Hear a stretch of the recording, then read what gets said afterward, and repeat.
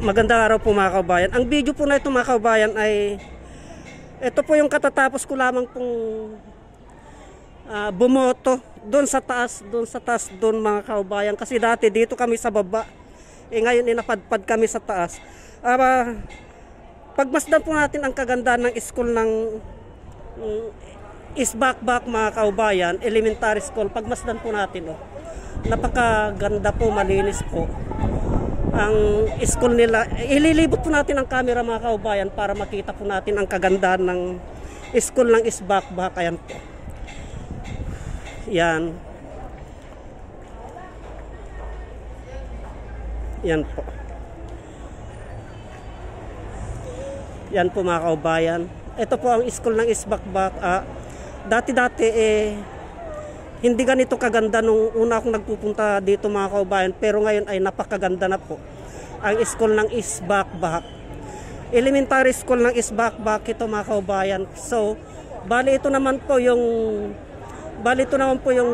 court nila dito sa Isbakbak. Ito nga po para ang ating kaubayan na si Ricky Basanes.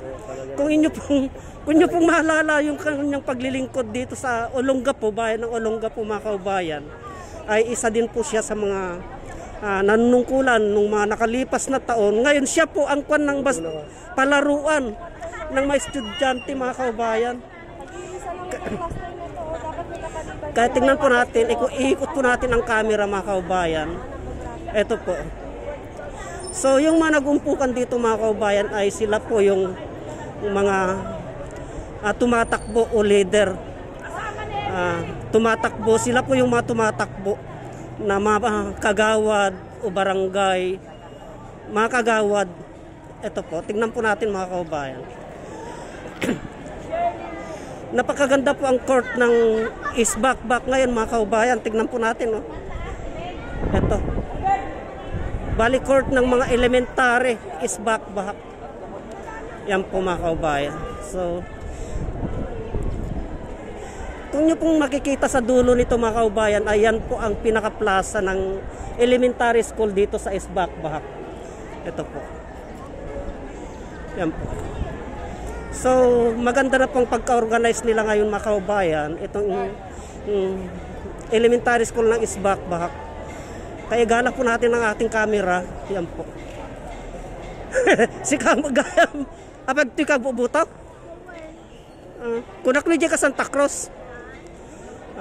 Ito po ating kaubayan na isa sa albay na lumalaban, yung isa sa mga kagawad na lumalaban, si Albay mga kaubayan. Ito po ang pinaka-group nila. At ito naman po si Basa, ang magandang lalaki. So lalabas na po tayo mga kaubayan para makagawa po tayo ng mga videos. Antabayanan nyo po yung may upload ko mga video mga kaubayan. Kasi gagala po ako mga kaubayan para maghagilap ng mahalamang gamot. Tara na po.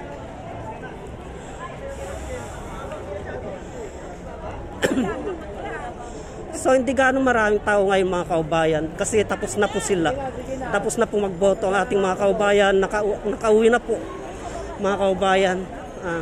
Maganda po ang kwan ng butuhan dito, tahimik po. Kaya tignan po natin hanggang sa dulo mga kaubayan.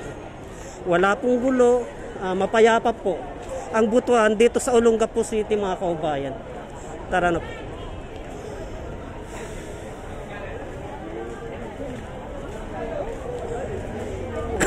So bali palabas na po tayo dito mga kaubayan.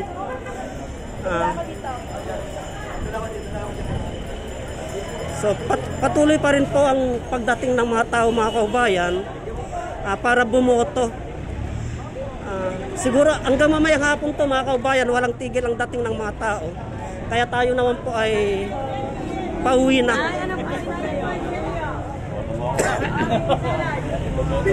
So bali nandito na tayo sa labasan mga kaubayan. Kaya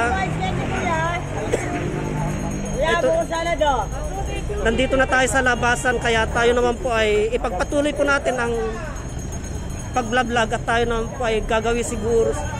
So bali wala nang tao dyan mga kaubayan, kaya babalik po tayo at gagawin po tayo sa ibang presinto naman mga kaubayan para makita po natin ang katahimikan ng halalan dito sa bayan, sa lungsod ng Olongapo City, mga kaubayan.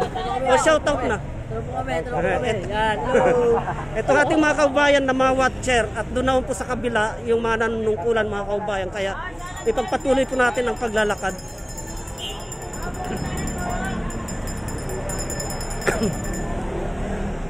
So pansamantala po natin puputulin ang videos na ito, mga kaubayan.